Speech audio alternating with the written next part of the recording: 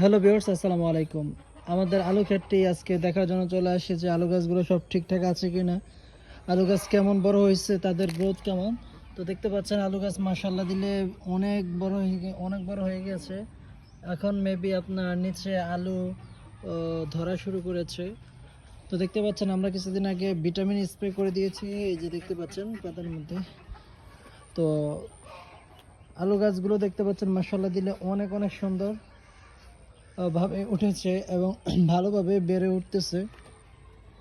তো ইনশাল্লাহ আমরা কিছুদিন পর আমরা এখানে সেচ দেওয়ার ব্যবস্থা করব, যেহেতু আমাদের কান্দিগুলো খুবই সুন্দরভাবে আমরা টেনে দিয়েছি যাতে সেচ দিতে আমাদের সুবিধা হয়, এবং মেঘ বৃষ্টি যদি বেশি হয়, বেশি পরিমাণ হলে যাতে অতি দ্রুত পানি আমাদের এখান থেকে নেমে যায় সে ব্যবস্থা আমরা রেখেছি।